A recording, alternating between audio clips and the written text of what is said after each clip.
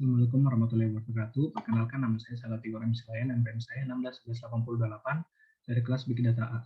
Di sini saya akan menjelaskan sedikit mengenai Big Data. Yang pertama itu, sebutkan permasalahan apa saja yang sering muncul pada Big Data. Menurut saya, permasalahan yang sering muncul pada Big Data adalah seringkali menggunakan KPI atau Key Performance Indicator yang sama, sehingga mengakibatkan perusahaan terlambat menggunakan peralatan yang lebih baru dan canggih. Kemudian, tidak merencanakan AI atau ML karena AI dan ML memiliki dampak yang cukup besar dalam industri, terutama dalam industri teknologi.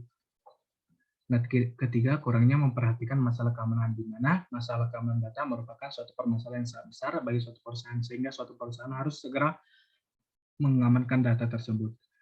Kedua, itu perbedaan antara analisis dan analitik.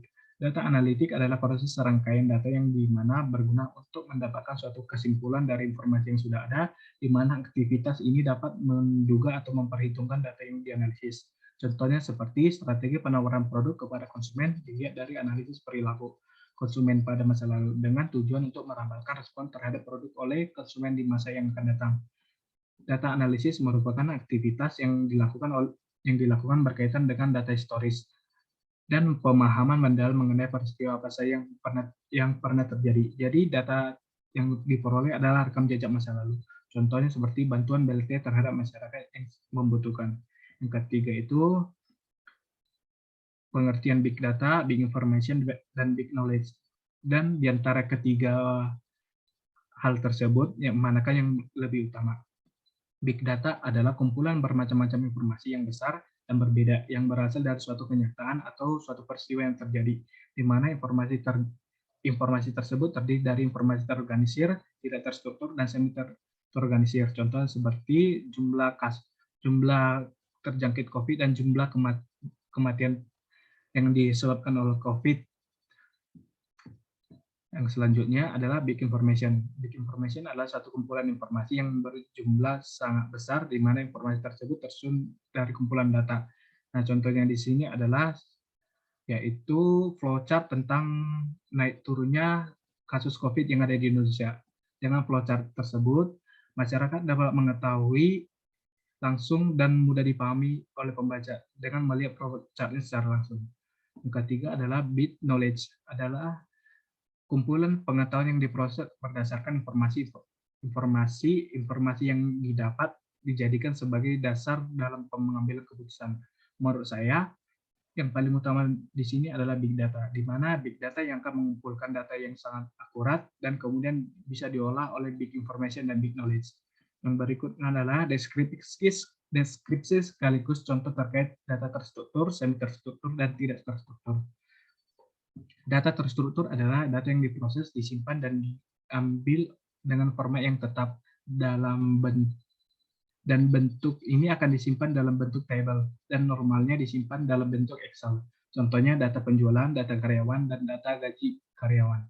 Data semi terstruktur jenis data yang dimasukkan ke dalam sebuah tabel, tetapi format untuk penyimpanannya membutuhkan format yang berbeda. Contohnya seperti CVS. Yang ketiga, informasi tidak terstruktur atau data tidak terstruktur adalah informasi yang tidak diketahui dan harus disimpan dalam bentuk tertentu yang tidak umum karya tidak memiliki desain tertentu. Contohnya adalah format foto atau gambar, video, atau suara.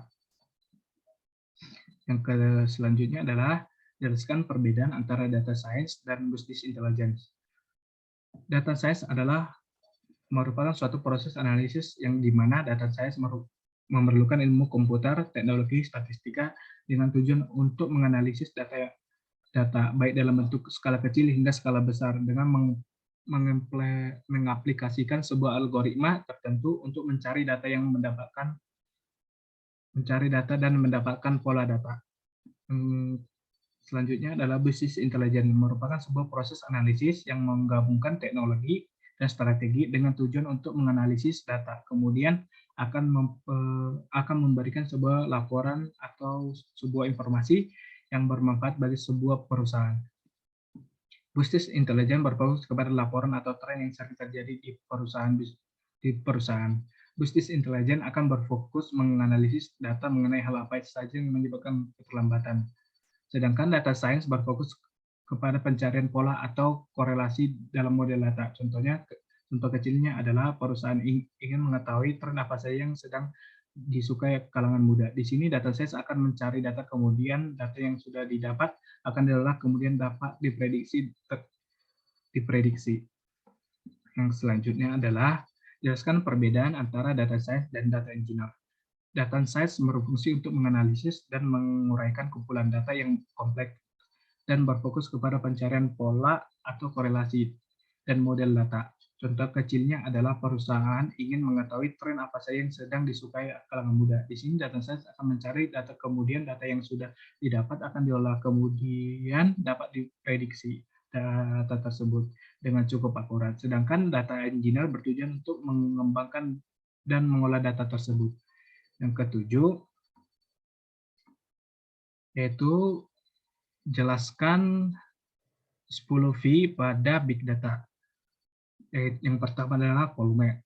Volume memiliki ciri yaitu data yang sangat besar. Dalam beberapa tahun terakhir, data yang dapatkan sangat besar. Misalnya video yang diupload ke YouTube, Instagram, Twitter, Facebook, termasuk foto, like, dan komentar yang terdapat pada sosial media adalah data yang sangat besar. Selanjutnya adalah variety, mengacu pada sumber informasi atau ragam informasi, baik informasi yang terorganisir maupun tidak terstruktur. Misalnya foto, rekaman suara, dan informasi yang tidak terstruktur yang berkembang menjadi isu dan dalam penimbunan, penanganan, dan penyelidikan informasi. Selanjutnya adalah velocity, mengacu pada kecepatan maksudnya informasi, misalnya proses bisnis, mesin, organisasi, media online, gadget, elektronik, dan lain-lain. Kecepatan informasi ini dapat membantu spesialisasi dengan memberikan perasaan untuk menentukan pilihan validasi, di mana data yang digunakan adalah data yang benar dan akurat sesuai dengan yang diinginkan. Variability mengacu pada ketidakteraturan informasi yang dapat terjadi kapan saja, yang kemudian mengganggu pengolah informasi karena informasi yang sangat besar dapat mewajibkan banyak informasi dalam berbagai struktur dan jenis. Variety atau kebenaran, valid atau tidaknya suatu data, di mana data tersebut harus sesuai dengan kebutuhan big data itu sendiri. Contohnya, seperti suatu perusahaan ingin mengetahui tingkat kepuasan konsumen terhadap produk, maka data yang akan diambil dari konsumen.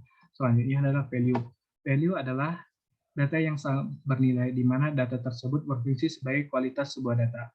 Venue adalah alat atau wadah untuk menampung sebuah data yang terdistribusi dari sebuah platform seperti media sosial dan yang lainnya. Selanjutnya adalah vocabulary, merupakan data yang diolah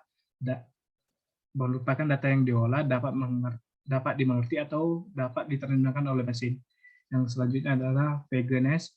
Dalam big data terdapat banyak tools dan metode. Kemudian kita harus menyesuaikan data tersebut terhadap tools dan metode yang ada. Selanjutnya adalah tentang ilustrasi Hadoop. Ilustrasi Hadoop itu seperti ini, dan penjelasannya adalah HDFS Hadoop Distributed File System adalah sebuah software yang dikembangkan berdasarkan konsep dari Google File System atau GFS. Oleh karena itu, Hadoop GFS sangat mirip baik dari segi konsep logika, struktur fisik, maupun cara kerjanya. Sistem penyimpanan pada HDFS yaitu dengan proses pemecahan file besar menjadi bagian-bagian yang lebih kecil dan kemudian didistribusikan ke klaster-klaster sehingga memungkinkan pemrosesan secara paralel.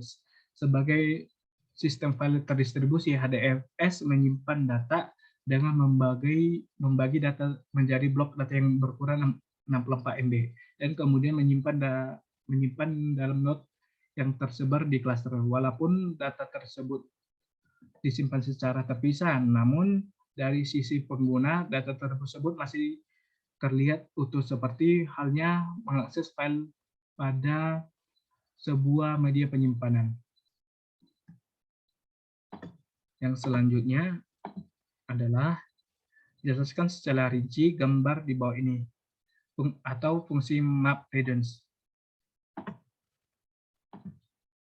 MapReduce sangat membantu sekali sebuah organisasi untuk memproses dan menganalisis data multistruktur menggunakan data yang sangat besar. Map berfungsi mengumpulkan seluruh berita atau informasi yang dimuat potongan data pada klaster komputer. Nantinya deretan berita tadi akan disalurkan kepada proses Reduce. Reduce merupakan fungsi sehabis map dan output Reduce yang akan dikirim ke pengguna. Setelah membaca berita, fungsi reduksi menggabungkan setiap gerombolan nilai menggunakan kunci yang sama sebagai satu gerombolan. Bahkan hasil yang dikirim ke pengguna terdapat pada bentuk kunci atau nilai. Data yang dikirim merupakan data yang telah dipecah sebagai beberapa blok data menggunakan ukuran yang telah disusun. Dan blok ini yang akan disimpan pada setiap node. Berdasarkan implementasi MapReduce di atas atau gambar yang telah ditunjukkan tadi, dapat dijelaskan yaitu input filenya adalah Apple dan Orange Mango. Selanjutnya, di sini ada contoh kasus di mana saya memilih contoh kasusnya adalah seorang manajer perusahaan ingin mengetahui tahun bekerja yang atau X mempengaruhi besaran gaji yang didapatkan atau Y selama 20 tahun terakhir. Yang pertama itu adalah proses data mining. Proses data mining memiliki 4 proses, yaitu himpunan data, metode data mining, pengetahuan, dan evaluasi. Kali ini saya membahas proses data mining dengan menggunakan daftar gaji dan dipengaruhi oleh lama bekerja. Yang pertama itu adalah himpunan data. Pada tahap ini kita perlu memahami dan mempersiapkan data. Dalam pengumpulan data ini memiliki 4 metode, yaitu data cleaning, data integration, data reduction, data transformation. Dalam tahap ini saya menggunakan metode data transformation dikarenakan normalisasi adalah satu teknik untuk mengorganisasikan data ke dalam tabel untuk memenuhi kebutuhan pemakaian di dalam suatu organisasi. Kemudian ada data mining. Pada tahapan ini kita perlu memilih metode yang sesuai dengan karakter data. Dalam metode ini memiliki 5 modeling untuk mengolah data, di mana 5 modeling tersebut adalah estimation, prediction, classification, clustering, dan association. Di sini saya menggunakan model estimation demand. Model estimation tersebut bertujuan untuk menerka sebuah nilai dalam bentuk yang belum diketahui, dan model yang saya pilih adalah simple linear regression. Model regression merupakan teknik analisis yang digunakan untuk mengidentifikasikan hubungan atau relasi antara dua variabel atau lebih, dan regresi tersebut ke dalam algoritma. Supervised learning memiliki tujuan untuk memperkirakan fungsi pemetaan sehingga ketika ada variabel input X, itu dapat mempengaruhi variabel input Y. Sebelum masuk ke linear regresi, yang pertama yang harus kita lakukan itu adalah mengolah datanya terlebih dahulu dengan tujuan untuk mengetahui apakah metode yang kita pilih tersebut sesuai dengan yang diinginkan. Yang pertama ini adalah data yang tadi, yang pertama dari himpunan data yang saya pakai. Ini tahun bekerja dan jumlah gajinya. Jadi ini adalah flowchart dari tabel tersebut yang tadi. Di sini ada naik turunnya gaji dari tiap tahun. Di sini saya memilih linear regresi untuk mengetahui apakah tahun bekerja mempengaruhi jumlah gaji. Nah, cara untuk menggunakan linear regresi itu yaitu dengan menggunakan tools data analysis yang ada pada Excel. Kemudian setelah tool analysis diklik, baru kemudian pilih regresi. Setelah memilih regression, baru masukkan input data Y dan input data X. Nah, kemudian akan muncul data korelasinya. Data korelasinya itu adalah seperti ini, di mana tabel signifikannya itu ada 0,5.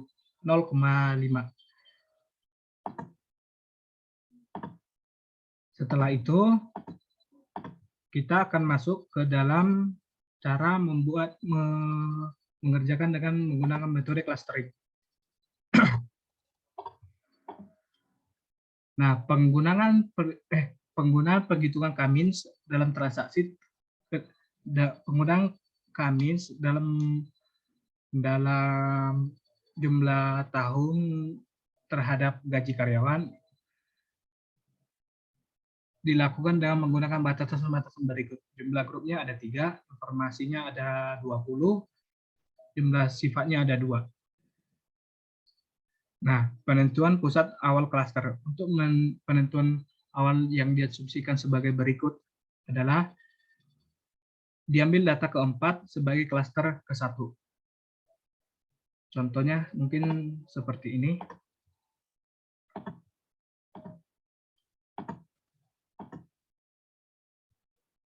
Data keempat adalah pusat klaster pertama. Data ke-8 adalah pusat klaster kedua. Data 12 adalah pusat klaster ketiga. Data ke-16 adalah pusat klaster keempat. Di mana cara pengerjaannya? Cara pengerjaannya itu adalah untuk mengetahui jarak antara data dengan klaster, maka harus menghitung menggunakan Euclidean distance untuk mendapatkan matriks jarak C1, C2, dan C3. Yang dimaksud C1, C2, dan C3 dan C4 itu adalah sebagai berikut. Nah, kemudian untuk menyesuaikan ini apakah benar, maka dilakukan dengan literasi kedua. Dan literasi kedua itu menggunakan pengelompokan data. Kemudian hasil dari perhitungan yang sebelumnya akan dibandingkan dengan jarak yang sekarang. Untuk mendapatkan jarak yang baru, maka dilakukan perhitungan kembali dengan cara menghitung kembali dengan pusat klaster. Nah, maka ini akan muncul seperti yang ini untuk literasi kedua. Nah, apabila klaster yang di sini dan di sini tidak sama, maka akan dibutuhkan literasi ketiga. Nah, dari hasil literasi ketiga, di mana C1, C2, C3 yang sudah diketahui, maka klasternya sebagai berikut. Karena berhubung klasternya sudah sama, maka pengerjaannya telah selesai dan didapatkan klaster-klaster sebagai berikut dan sudah dibeda-bedakan sesuai tahun bekerja dan gajinya. Nah, berikut.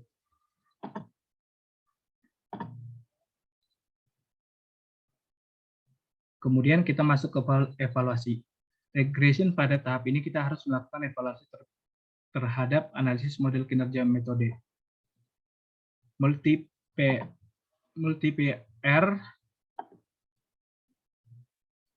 Multi-PR-nya adalah 0,08. Hal ini menyatakan bahwa terdapat hubungan antara variabel independen atau jam bekerja dengan variabel independen atau tahun bekerja dengan variabel dependen atau jumlah gaji. S-square mendapatkan hasil sebesar 0,778 yang berarti presentasi variasi dalam variabel terkait tersebut dijelaskan dengan baik oleh variabel bebas. R-square didapat sebesar 0,76, maka nilai R-square ini telah disesuaikan dengan variabel dalam model.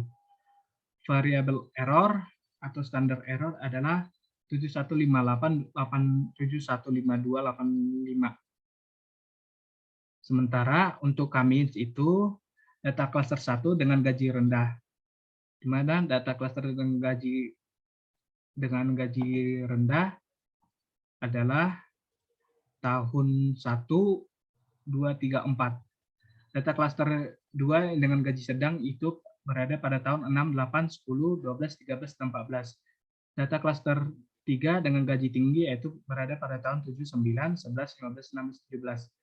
Sementara untuk data klaster 4 atau gaji yang sangat tinggi berada pada tahun 18, 19, 20.